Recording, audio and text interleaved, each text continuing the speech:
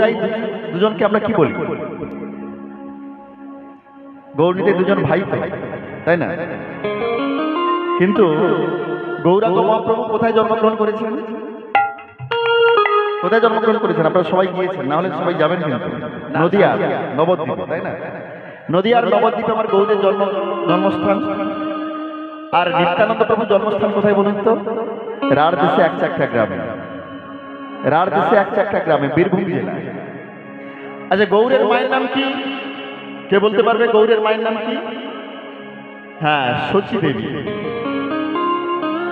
আর নিত্যানন্দ প্রভুর মায়ের নাম হচ্ছে পদ্মা দেবী। গৌরের বাবার নাম কি? কে বলতে পারবে? জগন্নাথ মিশ্র। মনে রাখতে হবে, জগন্নাথ মিশ্র। আর নিত্যানন্দ প্রভুর বাবার নাম কি? হারাই পণ্ডিত। তাহলে এটা কি আমাদের মনে প্রশ্ন হয় না? মা আলাদা, বাবা আলাদা, জন্মস্থান আলাদা, দুটো জেলাও আলাদা, তবু আমরা দুটো ভাই বলি কেন? তাহলে গৌর নিতাইকে আমরা দুজন ভাই বলি কেন? আজকের এই লীলাই আমরা আস্বাদন করবো সবাই মিলে প্রাণ ভরে, ভক্তি শ্রদ্ধা সহকারে। আজকে এই গৌরের কথাই হবে, নিত্যানন্দ প্রভুর কথা হবে। ভগবানের সামনে বসে বসে আমরা সবাই মিলে এই ভগবানের কথাই আস্বাদন করব। চলুন তাহলে সবাই মিলে আমরা যাই নদিয়া নবদ্বীপে। কোথায় না? চৈতন্য মহাপ্রভু রয়েছেন শ্রীবাস সঙ্গনে। শ্রীবাস সঙ্গনে ভক্তদেরকে সঙ্গে করে নিয়ে ভগবান কীর্তন করছেন। সমস্ত ভক্তরা ঘিরে ধরেছে আর বলছে, গৌর গৌর বলো সবে, প্রেমানন্দে উদয় হবে। আয় নামেতে, কৃষ্ণ নামেতে মানব জনম ধন্য হবে। সবাই মিলে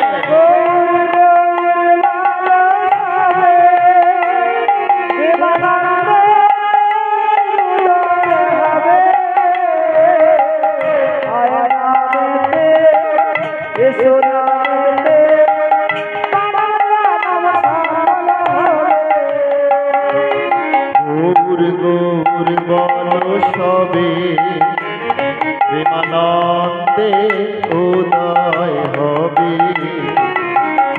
আয় নামেতে, কৃষ্ণ নামেতে মানব জনম ধন্য হবে।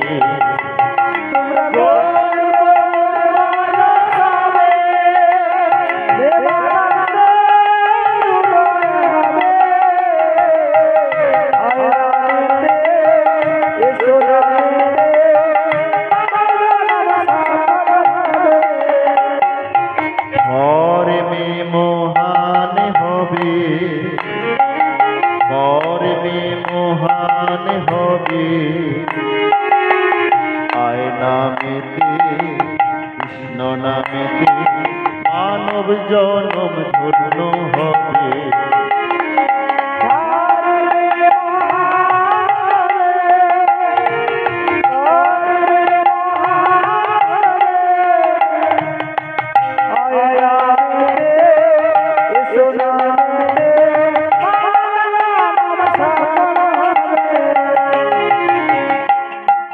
আমাদের এই ভারতবর্ষ, পৃথিবীর যত দেশ আছে, এই ভারতবর্ষকে মহান দেশ বলা হয়েছে।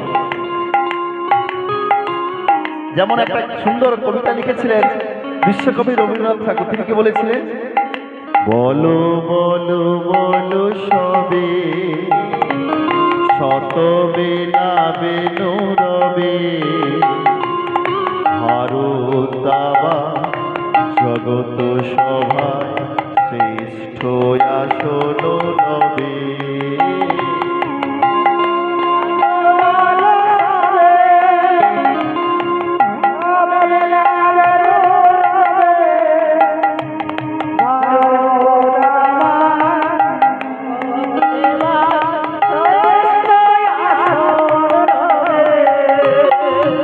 বলো বলো বলো সবে, শত বেলা বেনু রবে। ভারত আবার জগৎ সভায় শ্রেষ্ঠ আসন লবে।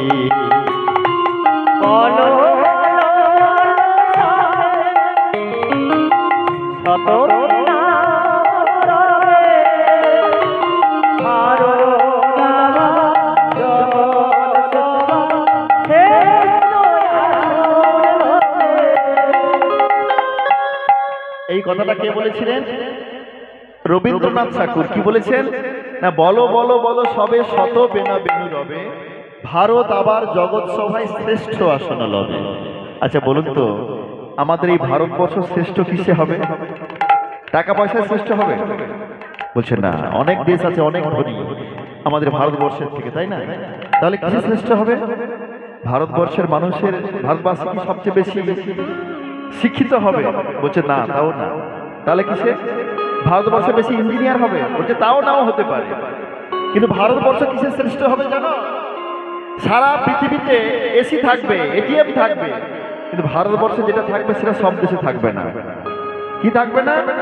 না, ভারতবর্ষে থাকবে সাধু, ভারতবর্ষে থাকবে সন্ত, ভারতবর্ষে থাকবে ভক্ত। আর সারা পৃথিবীর মধ্যে ভগবান যতবার এসেছেন সবসময় ভারতবর্ষেই জন্মগ্রহণ করেছেন। হ্যাঁ ভক্তমণ্ডলী মায়েরা, আমাদের এই ভারতবর্ষ একদিন সর্বশ্রেষ্ঠ আসন লবে। কিসে জানেন? ধর্মে। এই ভারতবর্ষে আছে ধর্ম, যেটা অন্য কোনো দেশে আপনি পাবেন না। ভারতবর্ষের মানুষ যত ধার্মিক, অন্য কোনো দেশে এমন ধার্মিক মানুষ পাওয়া যায় না। ভারতবর্ষের মানুষ সমস্ত কিছু ত্যাগ করে ভগবানের চরণে অর্পণ করে দিয়ে জীবনটাকে ভগবানের চরণে সমর্পণ করে দিতে পারে, যেটা অন্য কোনো দেশের মানুষ করে না। এই জন্যে সারা বিশ্বের মানুষ ছুটে আসে ভারতবর্ষে। কেন? সারা বিশ্বের মানুষ সমস্ত কিছু ত্যাগ করে ভারতবর্ষে চলে আসে। এখানে আছে ধর্ম, এখানে আছে ভক্তি, এখানে আছে ভগবান। ভগবানের জন্ম হয় ভারতবর্ষের মাটিতে, তাই তাই ভারতবর্ষকে ধন্য বলা হলো, শ্রেষ্ঠ হবে। এই ধর্মের দিক দিয়েই ভারতবর্ষ একদিন শ্রেষ্ঠ হবে। গৌর গৌর বলো সবে, প্রেমানন্দে উদয় হবে। আয় নামেতে কৃষ্ণ নামেতে মানব জনম ধন্য হবে। সবাই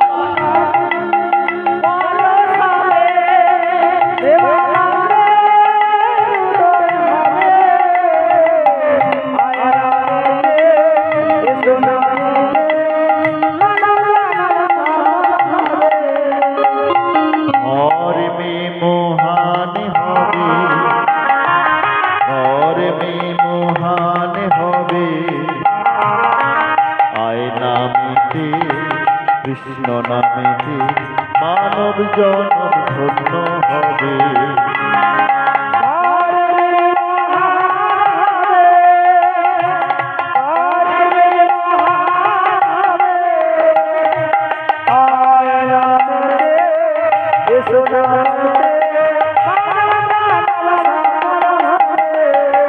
তোমরা গৌর গৌর বলো সবে, প্রেমানন্দে উদয় হবে। আয় নামেতে কৃষ্ণ নামেতে মানব জনম ধন্য হবে।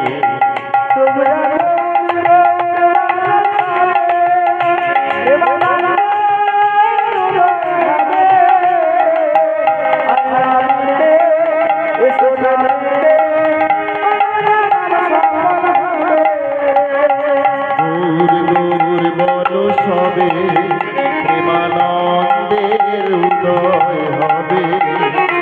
আয় নামেতে কৃষ্ণ নামেতে মানব জনম ধন্য হবে।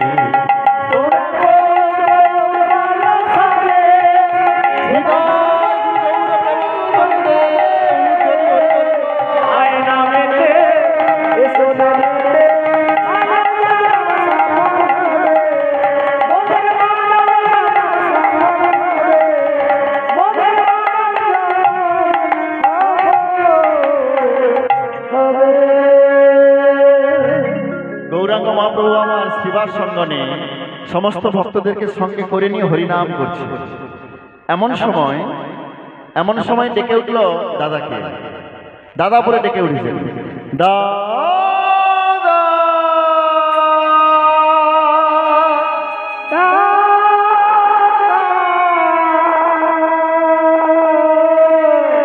বলো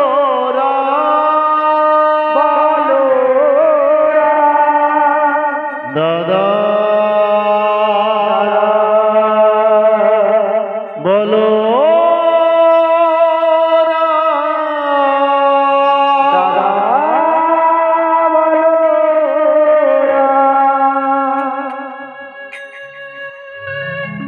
দাদা দাদা বলে যখন চিৎকার করে ডেকে উঠেছে,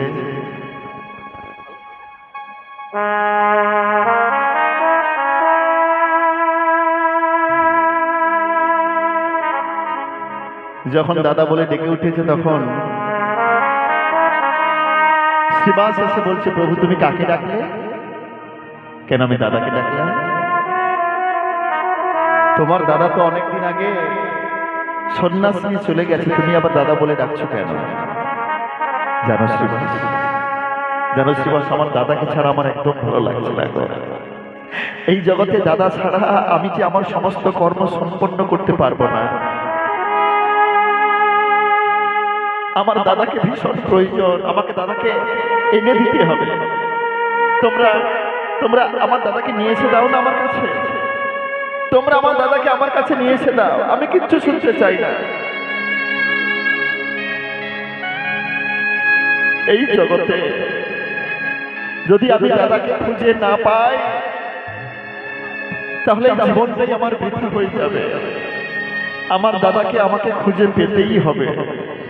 তাই তোমাদের কাছে আমার মিনতি, তোমাদের কাছে আমার অনুরোধ, আমার দাদাকে আমার কাছে এনে দাও, আমার দাদাকে আমার কাছে এনে দাও তোমরা। শিবা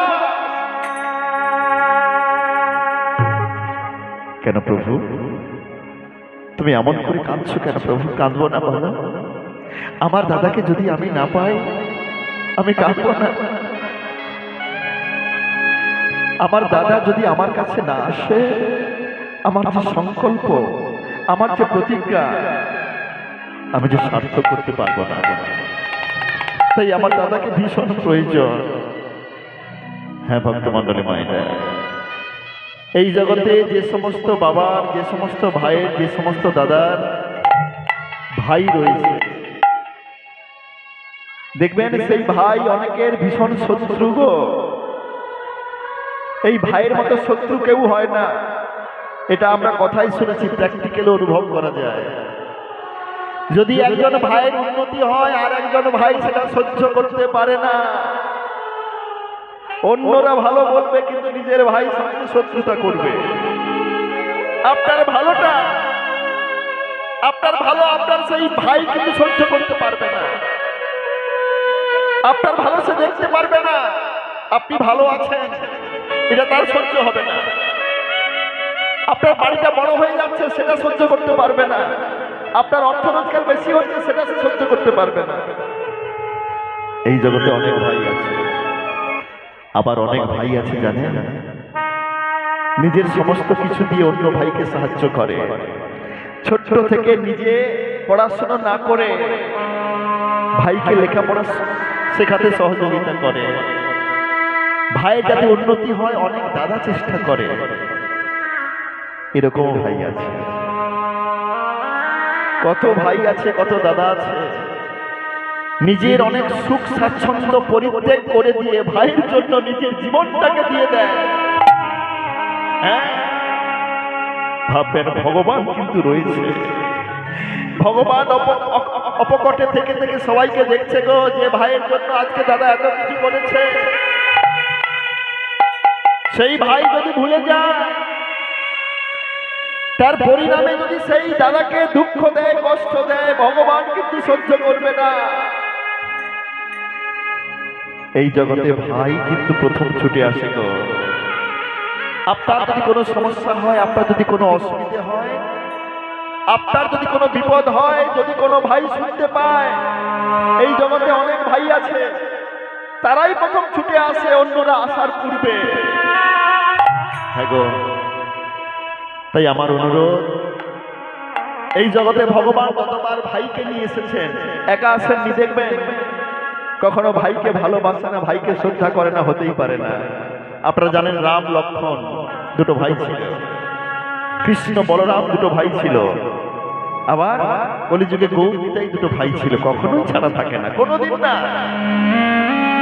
সব সময় ভাইকে ভালোবেসেছে, ভাইকে আগলে রেখেছে। হ্যাঁ, একজন দাদার কর্তব্য এটা হওয়া উচিত। দাদা তো বাবার সমান, দাদাকে বাবার মতো শ্রদ্ধা করতে হয়। একজন বাবাকে যেমন করে শ্রদ্ধা করে তার সন্তান, যদি সঠিক দাদা হয়, কথাটা ভাবতে হবে, যদি সঠিক দাদা হয়, সে যদি দাদার কর্তব্য করে, তাহলে সেই দাদাকে কিন্তু ভগবানের মতো শ্রদ্ধা করা উচিত। আজকের গৌরাঙ্গ মহাপ্রভু নয়নের জলে ভেসে ভেসে বলছে, শ্রীবাসকে, শ্রীবাস, শ্রীবাস, তুমি বলো না, বলো না, আমার দাদা কোথায়? আমার দাদাকে আমার কাছে এনে দাও। আমি যে দাদাকে ছাড়া থাকতে পারছি না। আজকে আমার দাদাকে ভীষণ প্রয়োজন মনে হচ্ছে, আমার দাদাকে ভীষণ মনে হচ্ছে। তোমরা তো সবাই বলো, তোমরা তো সবাই বলো আমি নাকি সেই ব্রজের কানাই। আর আমি যদি কানাই হয়ে থাকি, আমার দাদা নিশ্চয়ই রয়েছে, আমার দাদাকে নিয়ে এসে দাও। আমি যদি ব্রজের কানাই,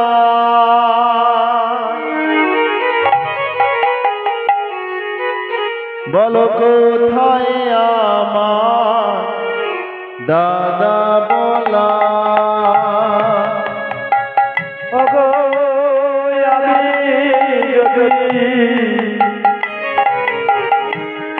ব্রজের কানাই,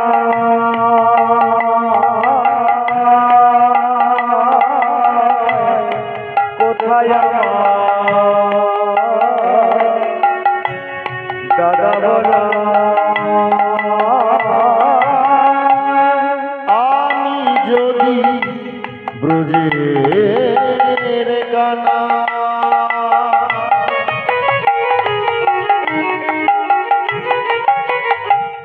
কোথায় আমার দাদা বলা।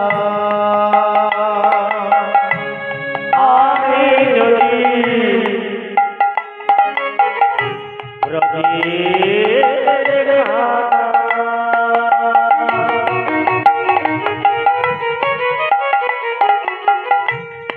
কোথায় আমার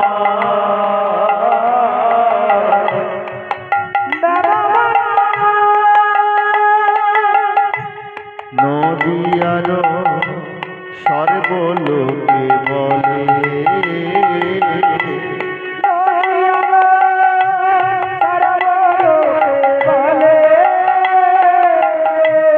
নদিয়ার সর্বলোকে বলে,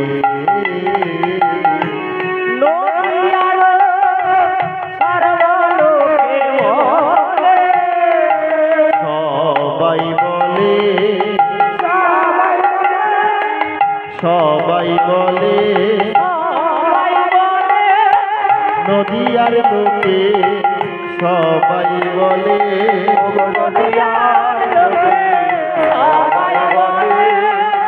আমি নাকি ব্রজের কানা, নদিয়ার লোকে সবাই বলে,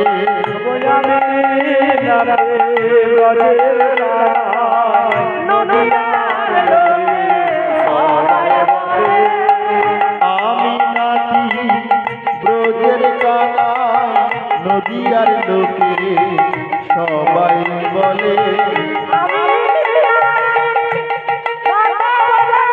কোথায় আমার দাদা বলাই, সবাই বলে, কোথায় আমার দাদা বলাই, সবাই বলে, নদিয়ার লোকে সবাই বলে,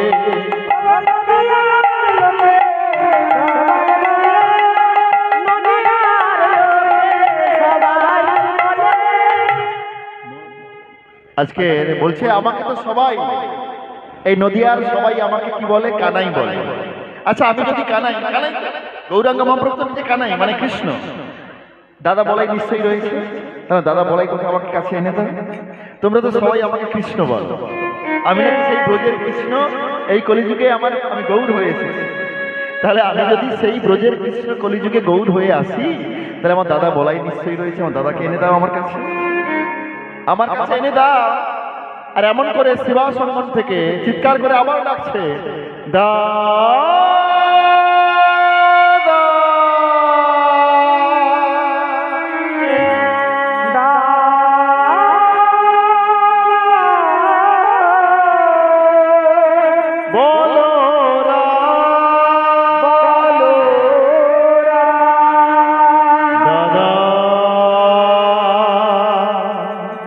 বলো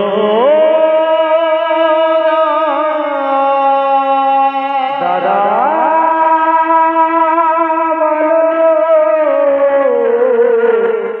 বলো সেই ডাক ভাসতে ভাসতে এলো